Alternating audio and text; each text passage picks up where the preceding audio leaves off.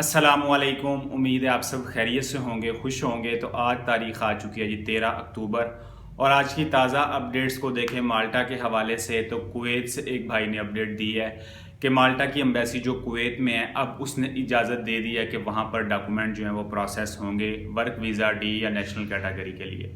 Update उन्होंने क्या दिया है कि जो माल्टा एम्बेसी है उसने एक ईमेल के ज़रिए इस बात को कंफर्म किया है। वो ईमेल आप यहाँ पर डिस्प्ले में भी देख सकते हैं कि अगर आपके पास कुवैत का वैलिड रेजिडेंसी कार्ड या वैलिड रेजिडेंसी स्टेटस मौजूद है तो आप आकर डॉक्यूमेंट एम्बेसी में सबमिट करवा सकते हैं। डेट इन्होंने फिलहाल नहीं कोई दी, में भी नेक्स्ट वीक से ये प्रोसेस भी शुरू हो जाए। इस डेवलपमेंट को देखते हुए तकरीबन ऑल ओवर वर्ल्ड माल्टा एम्बेसी जो है वो वर्क कर रही है वर्क वीज़ा को लेकर। अभी सिर्फ किन लोगों को इजाज़त नहीं है जो जाकर किसी भी मुल्क में विजिट वीज़ा पर अप्लाई करेंगे। यही केस हमें देखने में आ रहा है इजिप्ट में भी जो रेजिडेंट कार्ड होल्डर्स हैं फॉरेनर्स वो अप्लाई कर सकते हैं। ट्यूनिस में भी कर सकते हैं, सऊदी अरेबिया में भी कर सकते हैं, लीबिया में भी कर सकते हैं, यानी जहां जहां भी हैं रेजिडेंट्स कार्ड वाले वो अप्लाई कर सकते हैं। लेकिन फ़िलहाल विजिट वीज़ा वालों को कहीं भी इजाज़त नहीं है। वाज़ह मिसाल अगर मैं बात करूं तो वो होगी कतर की, क्योंकि कतर में माल्टा की एम्बेसी नहीं है। तो जिन अफराद के पास कतर में रहते हुए अप्रूवल लेटर आ चुके हैं, अब वो कहाँ जाकर अप्लाई करें। अगर वो यूएई जाएंगे तो विजिट पर जाकर डॉक्यूमेंट सबमिट नहीं करवा सकेंगे। अगर वो इंडियन नेशनल है तो जाकर इंडिया सबमिट करवा सकते हैं। नेपाल से हैं, बांग्लादेश से हैं, श्रीलंका से हैं, मालदीव से हैं। अब मैं श्रीलंका का नाम लाजमी तौर पर लूँगा क्योंकि कल एक भाई ने शिकवा किया कि यार आप सब मुल्कों का नाम लेते हो, श्रीलंका का नाम नहीं लेते, आप बाइज्ड हो। भाई मैं बाइज्ड बिल्कुल भी नहीं हूँ। अब मैं नाम लेने की कोशिश करूंगा। मैं इसलिए नहीं लेता कि कोई ख़ास ऑडियंस या श्रीलंका से कोई कम्युनिकेशन मेरे साथ होती नहीं है, तो फिर मैं इस हवाले से वो बात नहीं करता। लेकिन आपके इस गिले शिकवे को देखते हुए श्रीलंका का नाम भी लाजमी लेंगे। कतर में रहते हुए अगर आप इंडियन नेशनल हैं तो इंडिया जाकर अप्लाई करेंगे। श्रीलंका, मालदीव, नेपाल, बांग्लादेश वो भी इंडिया जाकर अप्लाई करेंगे, क्योंकि कतर में एम्बेसी नहीं है, वहाँ तो अप्लाई हो नहीं सकता। यूएई जाकर आप अप्लाई कर नहीं सकते क्योंकि वहाँ आपका रेजिडेंस होना ज़रूरी है। एक और बात जो भाई ने बताई है वो ये है कि एक भाई ऐसे भी हैं जो कि मार्च में यूएई में अपना वीज़ा कैंसिल करवाकर पाकिस्तान आ गए थे। उन्होंने यहाँ पर आकर वैक्सीन लगवाई, उनका अप्रूवल लेटर निकला और वो इसके बाद दोबारा विजिट पर यूएई गए हैं और अपना पुराना वीज़ा दिखाकर जो भी उन्होंने मामलात किए, जैसे भी उन्होंने वीज़ा दिखाया, उनके डॉक्यूमेंट सबमिट हो गए और उनका वीज़ा भी लग गया।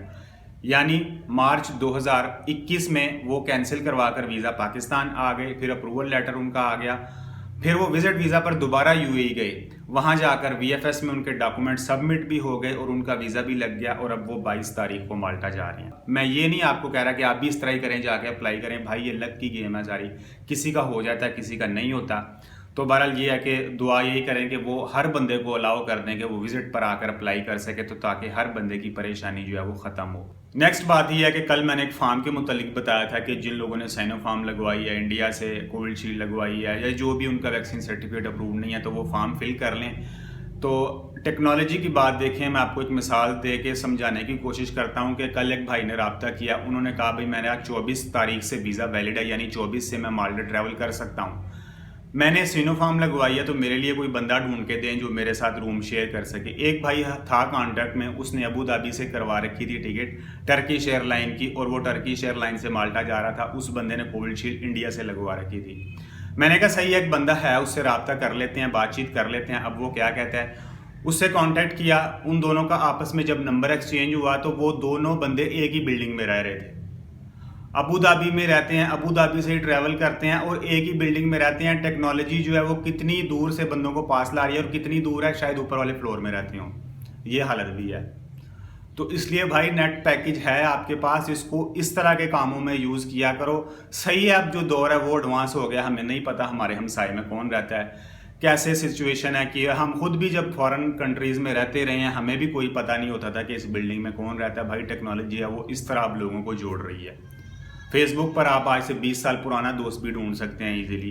टेक्नोलॉजी जो है वो इस तरह लोगों को उस लेवल पर ले जा चुकी है जहां पर इंसान सोच भी नहीं सकता। मैं खुद हैरान हूँ, वो कहता है यार ये बंदा तो मेरी बिल्डिंग में रहता है, मैंने इसको कॉल किया, मैंने पूछा तो कहाँ रहता है, उसने मुझे एड्रेस बताया तो वो हमारी ही बिल्डिंग है। बहरहाल ये है कि अच्छी बात है, उनका कांटेक्ट हो गया, वो 3 लोगों का ग्रुप बन गया। 24 को इंशाल्लाह ट्रैवल करेंगे और रूम शेयर वाली ऑप्शन भी यूज़ करते हैं। आप भी किसी अपने दोस्त किसी रिलेटिव को जो कि इस तरह अनअप्रूव्ड वैक्सीन सर्टिफिकेट के साथ ट्रैवल करने जा रहा है, उसको ज़रा इन्फॉर्मेशन दे सकते हैं। फॉर्म जो है उसका लिंक डिस्क्रिप्शन में मौजूद है, बहुत ईजी है। तकरीबन 10-12 बंदे उसमें अब तक एंट्रीज़ कर चुके हैं, आप भी कर सकते हैं, आप भी अपना पेयर तलाश कर सकते हैं। ये कोई रिश्ते वाला पेयर नहीं है, ये कोई मैट्रीमोनियल पेज नहीं है, यानी आप उसके साथ रूम शेयर कर सकते हैं, लो कॉस्ट कर सकते हैं क्वारंटाइन को अनटिल आपका वैक्सीन सर्टिफिकेट फ़िलहाल अप्रूव नहीं होता। तो भाई जो कतर में रहते हैं वो यही क्वेश्चन करते हैं, भाई कोई ऑप्शन नहीं है, होम कंट्री जाना पड़ेगा। अगर वहाँ आपको अलाउ करते हैं, मसला सबसे ज़्यादा पाकिस्तानियों के लिए है कि वो नहीं कर सकते, ये बात आप ज़हन में रखें। ओमान में रहने वाले हैं उनके लिए भी कोई कंसेशन नहीं है, क्योंकि वहाँ पर एम्बेसी है ही नहीं है। बहरीन वाले सऊदी अरब जा सकते हैं, सऊदी अरब का विजिट वीज़ा थोड़ा मुश्किल है, क्योंकि कंपनी से NOC एम्प्लॉयर से ये वो तमाम मसाइल चल रहे हैं, क्योंकि मेजॉरिटी एम्बेसीज जो हैं वो अब वर्क कर रही हैं। ठीक है, आने वाले दिनों में विजिट वीज़ा वालों को भी चांस मिलेगा। पाकिस्तान के मुतालिक बात करें तो ज़्यादा भाई जो हैं वो ये ओपिनियन देते हैं कि पाकिस्तान जो है वो अफ़गानिस्तान की सिचुएशन की वजह से मुतासिर हो रहा है। वो बात आपकी सही है, चलो जो भी सिचुएशन चल रही है अफ़गानिस्तान में, ये पॉलिटिक्स की गेम है, अभी हम इस पर ज़्यादा बातचीत नहीं कर सकते। लेकिन जो नेटो और अमेरिका का इस सिलसिले में रवैया है वो कम अज़ कम दोहरा रवैया है। अब आप पूछोगे दोहरा रवैया कैसे है, तो भाई जो लोग भी उन्होंने इवैक्यूएट किए अफ़गानिस्तान से, उनका कहाँ PCR टेस्ट हुआ, उनका कहाँ क्वारंटाइन किया गया, कोई इल्म नहीं है, कोई इन्फॉर्मेशन नहीं है हमें इस बारे में। लेकिन अगर वो तमाम अफराद जो अब भी अफगानिस्तान में मौजूद हैं, अगर लीगल एंट्री लेना चाहते हैं, लीगल वीज़ा के जरिए जाना चाहते हैं नेटो के ममालिक में या अमेरिका में, उन पर कौन कौन सा कानून लागू किया जाएगा आप ज़रा खुद इमेजिन कर सकते हैं। क्योंकि इन ममालिक की नज़र में कोरोना बहुत समझदार है। वो कहते हैं भाई जो बंदा इलीगल हमारे मुल्क में आएगा, इस तरह जिसको हम उठा कर लाएंगे, वो कोरोना साथ नहीं लाएगा, लेकिन जो लीगल बंदा आएगा वो कोरोना हमारे मुल्क में ले आएगा। अभी भी अगर आपको बात समझ नहीं आ रही, एक और मिसाल देने की कोशिश करता हूँ। एक बंदा UAE में रह रहा है, वो रेजिडेंट है, वो किसी भी यूरोपियन कंट्री में जा रहा है। यूरोपियन कंट्रीज क्या कहती हैं कि आप UAE के रेजिडेंट होना ज़रूरी है, अदर रेजिडेंट को अलाउ नहीं करेंगे, क्योंकि हमें डर है कि वो हमारे मुल्क में आकर कोरोना फैलाने का सबब बन सकता है। मैं उसी रेजिडेंट बंदे के पास जाता हूँ, खाता हूँ, पीता हूँ, बैठता हूँ, सलाम लेता हूँ, गले मिलता हूँ, उसको जहाज़ पर बिठा के उसी यूरोपियन कंट्री में भेज देता हूँ। इस तरह क्या कोरोना नहीं फैलेगा? या कोरोना समझदार है कि मैंने रेजिडेंट को छोड़ देना है, नॉन रेजिडेंट को पकड़ के उसमें घुस जाना, तो फिर तो समझ आ गई। या उन्होंने कोरोना को इस तरह डिक्टेट कर रखा है कि तुमने इस तरह करना, तुमने इस तरह करना, तुमने इस तरह नहीं करना, फिर तो बात समझ में आ गई। ये कंप्लीट जो है वो दोहरी पॉलिसी है, इसके पीछे और कोई वजह नज़र नहीं आ रही। बाकी आप खुद फैसला कर सकते हैं जिस भी स्टेज पे आप इस वक्त हैं।